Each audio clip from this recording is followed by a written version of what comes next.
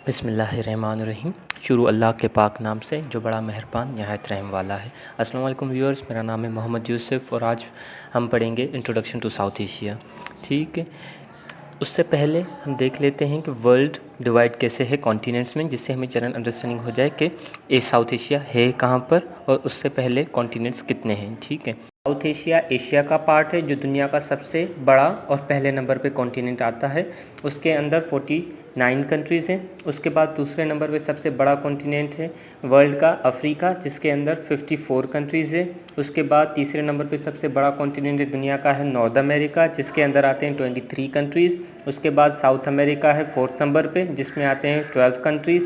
उसके बाद एंटार्क्टिका आते हैं। एंटार्क्टिका आता है जो कॉन्टिनेंट तो है पर यहाँ पर कोई कंट्री नहीं या कोई इंडिविजुअल्स नहीं रहते। यहाँ पर सिर्फ़ और सिर्फ साइंटिस्ट रहते हैं और वो भी सिर्फ रिसर्च एक्सपेरिमेंट के लिए, क्योंकि यहाँ पर इतनी कोल्ड होती है कि यहाँ पर कोई इंडिविजुअल नॉर्मली सर्वाइव नहीं कर सकता। उसके बाद आता है 6ठे नंबर पे यूरोप, जो 44 कंट्रीज़ पे बेस है। उसके लास्ट में आता है ऑस्ट्रेलिया, या जिसको अब ओशियाना भी कहते हैं, जिसके अंदर 14 कंट्रीज़ आती हैं। ठीक है, अब देख लेते हैं साउथ एशिया का मैप। ठीक है, इसके अंदर टोटल 8 कंट्रीज़ आती हैं। 8 कंट्रीज़ में जो एरिया वाइज मैंने इनकी नंबरिंग कर दी है। पहले नंबर पे है इंडिया, जो सबसे बड़ा कंट्री है एरिया वाइज और पॉपुलेशन के हिसाब से भी। दूसरे नंबर पे है पाकिस्तान, जो दूसरे नंबर सबसे बड़ा एरिया वाइज है। उसके बाद है अफ़गानिस्तान, तीसरे नंबर पे सबसे बड़ा area wise country south Asia का। चौथे नंबर पे है बांग्लादेश, जो पाकिस्तान का पहले हिस्सा था लेकिन 1971 के बाद डिवाइड हो गया था इससे। उसके बाद है 5वें नंबर पे नेपाल, उसके बाद सबसे बड़ा कंट्री एरिया वाइज। 6ठे नंबर पे है श्रीलंका, तो 7वें नंबर पे भूटान है सबसे बड़ा एरिया वाइज। और 8वें नंबर पे है मालदीव्स, जो एशिया का सबसे छोटा कंट्री भी कंसीडर किया जाता है। दूसरी स्लाइड पे, जिसका नाम है names, flags and independence of south Asian countries. ठीक है, पहले नंबर पे जो कंट्री है वो है अफ़गानिस्तान, जिसका जो इंडिपेंडेंस का वो है 1919 और उसकी इंडिपेंडेंस डे जो है वो है 20 अप्रैल। दूसरे नंबर पे है बांग्लादेश, जिसका ईयर ऑफ इंडिपेंडेंस है 1971 और सेलिब्रेटेड डे जो है वो है 20 मार्च। तीसरे नंबर पे भूटान है, जिसका इंडिपेंडेंस ईयर जो है वो 1949 है और सेलिब्रेटेड डे जो है 8 अगस्त है। चौथे नंबर पे इंडिया है, जिसका इंडिपेंडेंस ईयर जो है 1947 है और डे सेलिब्रेटेड जो है 15 अगस्त है। उसके बाद 5वें नंबर पे मालदीव से, जिसका ईयर ऑफ इंडिपेंडेंस 1965 है और सेलिब्रेटेड डे जो है वो है 26 जुलाई। उसके बाद नेपाल है, जिसका ईयर ऑफ इंडिपेंडेंस जो है वो 2009 और सेलिब्रेटेड डे जो है 29 मई है। ये आफ्टर डेमोक्रेटिक रिवॉल्यूशन 2008 के बाद ये डे इंडिपेंडेंट मनाया जाता है। वो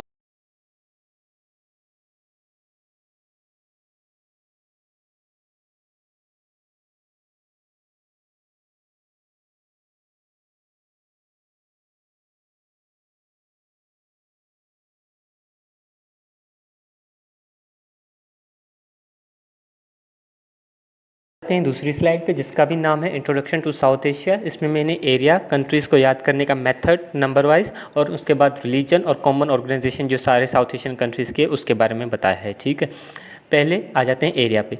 एरिया जो है इसका स्क्वायर किलोमीटर्स में जो है वो है 5,134,641 किलोमीटर स्क्वायर। ठीक है, उसके बाद है उसका स्क्वायर माइल्स में एरिया। स्क्वायर माइल्स में है उसका 1,982,496 स्क्वायर माइल्स। ठीक है, उसके बाद जो टोटल 8 कंट्रीज़ है, जैसे मैं पहले भी आपको बता चुका हूँ, उनके नाम है बांग्लादेश, अफ़गानिस्तान, बांग्लादेश, भूटान, इंडिया, मालदीव्स, नेपाल, पाकिस्तान एंड श्रीलंका। ठीक है, अब इनको याद करने के लिए यहाँ पर मैंने मेथड दिया हुआ है, जिसको निमोनिक भी कहते हैं।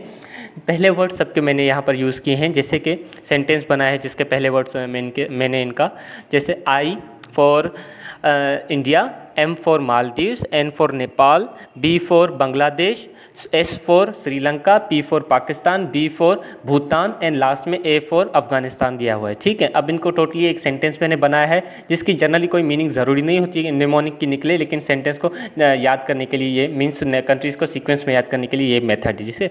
ठीक है, अभी सेंटेंस होता है I am not baby so please behave वाली। ठीक है, उसके बाद आ जाते हैं रिलीजन पे। ठीक है, टोटल जो रिलीजन यहाँ पर है मोस्टली बहुत हैं, लेकिन जो जनरली ज़्यादा हैं मीन्स परसेंटेज के हिसाब से वो ये हैं, ठीक है। इंडिया का रिलीजन सबसे बड़ा जो है हिंदुइज़्म, उसके बाद इस्लाम है, फिर क्रिश्चियनिटी, फिर बुद्धिज़्म, फिर सिखिज़्म, जैनिज़्म एंड ज़ोरास्ट्रियम। ये साउथ एशियन के कंट्रीज़ के सबसे ज़्यादा बड़े जो रिलीजन है वो ये हैं, ठीक है। उसके बाद सारे कंट्रीज़ की जो साउथ एशियन कंट्रीज़ है उनकी कॉमन ऑर्गेनाइजेशन है वो है सार्क, और जिसकी फुल फॉर्म है south Asian association for regional cooperation, ठीक है। ये 1985 में बनी थी।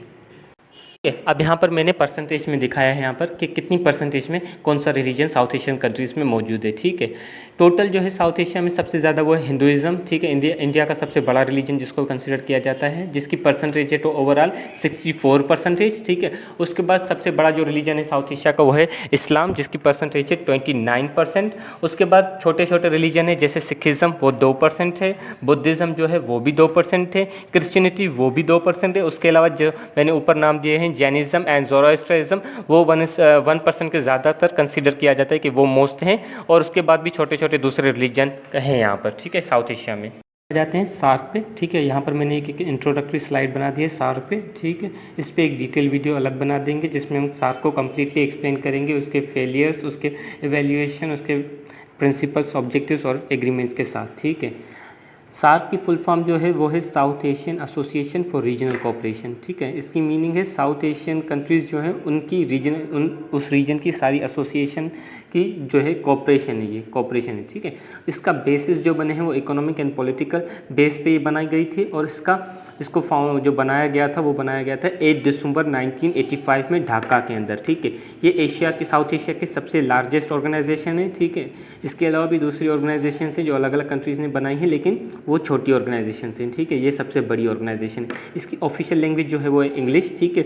इसका फर्स्ट सेक्रेटरी जनरल जो था वो था अबुल एहसन, ठीक है। और अब इसका करंट जो सेक्रेटरी जनरल है वो है अमजद हुसैन सियाल, ठीक है। इसका हेडक्वार्टर जो था वो काठमांडू नेपाल में है। उसके बाद उसका लास्ट स्टेट जिसने ज्वाइन किया था सार्क को वो है अफ़गानिस्तान, जिसने अप्रैल 2007 में ज्वाइन किया था सार्क को, ठीक है। सार्क के ये कुछ प्रिंसिपल्स दिए हैं, ठीक है, जिसकी बेसिस पे सार्क को बनाया गया था। पहली बेस है कि सोवरेन इक्वलिटी, मींस हर स्टेट जो है दूसरे स्टेट के बराबर है, कोई भी किसी भी लिहाज से एक स्टेट से दूसरे स्टेट बड़ा नहीं है, ठीक है। फिर दूसरा है टेरिटोरियल इंटीग्रिटी, ठीक है। टेरिटोरियल इंटीग्रिटी की मीनिंग है हर स्टेट खुद मुख्तियार है, उसमें ना सार्क को इंटरफेयर करेगी ना ही उसका कोई मेंबर उसकी इंटरनल अफेयर्स में इंटीग्रेट करेगा, ठीक है। उसके बाद है पॉलिटिकल इंडिपेंडेंस, सारे कंट्रीज जो है पॉलिटिकली इंडिपेंडेंस है, ठीक है, उन पर कोई भी इन्फ्लुएंस नहीं है, ठीक है। उसके बाद फोर्थ प्रिंसिपल जो है कोऑपरेशन फॉर म्यूचुअल बेनिफिट्स, ये सारी कोऑपरेट करती हैं एक दूसरे के साथ mutual benefits means collective benefits के लिए, ठीक है। इन पे कोई भी बायलैटरल या इंडिविजुअल के बेनिफिट्स के लिए यहाँ पर कोऑपरेट नहीं करते एक दूसरे के साथ, ठीक है। और लास्ट प्रिंसिपल जो इसका वो है all bilateral issues to be kept aside and only multilateral issues to be discuss, ठीक है। मतलब इसमें सिर्फ और सिर्फ जो होंगे वो सारे कंट्रीज़ के जो कलेक्टिव इश्यूज होंगे उस पर डिस्कस करेंगे, जो कंट्री के बीच में दो कंट्रीज़ के बीच में इश्यूज़ हैं वो डिस्कस नहीं करेंगे। फॉर एग्जांपल जैसे कश्मीर का इशू पाकिस्तान और इंडिया के बीच में, इसको इस प्लेटफॉर्म पे हम डिस्कस नहीं करेंगे, ठीक है। इसका ये है प्रिंसिपल है, ठीक है। उसके बाद इंपॉर्टेंट एग्रीमेंट्स, ठीक है। जो सार्क की इंपॉर्टेंट एग्रीमेंट्स हुई थी उसमें पहला जो इंपॉर्टेंट एग्रीमेंट है वो है सेप्टा का, जिसकी फुल फॉर्म है सार्क प्रेफरेंशियल ट्रेड एग्रीमेंट, ठीक है, जो बनी थी 11 अप्रैल 1993 को। उसके बाद है सेफ्टा, उसकी फुल फॉर्म है south Asian free trade area, ठीक है, बनी थी 6 जनवरी 2004 को, ठीक है। अब आ जाते हैं लास्ट स्लाइड पे जो बेस है कंट्रीज़, कैपिटल, करेंसी और एरिया पे, ठीक है। अफ़गानिस्तान कंट्री है, उसका कैपिटल है काबुल, उसकी करेंसी है अफ़गानी और टोटल एरिया जो है वो है 652,090 किलोमीटर स्क्वायर, ठीक है। सेकंड कंट्री है बांग्लादेश, उसका कैपिटल है ढाका, उसकी करेंसी है टका और टोटल एरिया जो है वो है 143,998 किलोमीटर स्क्वायर। तीसरे नंबर पे कंट्री है भूटान, उसका कैपिटल है थिम्फू, उसकी करेंसी है भूटानिश एंगुलट्रम, ठीक है। टोटल एरिया जो है 38,394 किलोमीटर स्क्वायर है। उसके बाद है फोर्थ नंबर पे इंडिया, उसकी कैपिटल है उसका न्यू दिल्ली, उसकी करेंसी है रुपी और टोटल एरिया जो है वो है 3,287,263 किलोमीटर स्क्वायर। फिफ्थ नंबर पे जो कंट्री है वो है मालदीव्स, उसका कैपिटल है माल, उसकी करेंसी जो है वो है मालदीवियन रुफिया और उसका टोटल एरिया जो है वो है 300 किलोमीटर स्क्वायर, ठीक है। ये एशिया की सबसे छोटी कंट्री भी है, ठीक है। 6 नंबर पे जो है नेपाल है, उसका कैपिटल जो है वो काठमांडू है और इसकी करेंसी है नेपालिश रुपी और इसका टोटल एरिया जो है वो है 147,181 किलोमीटर स्क्वायर।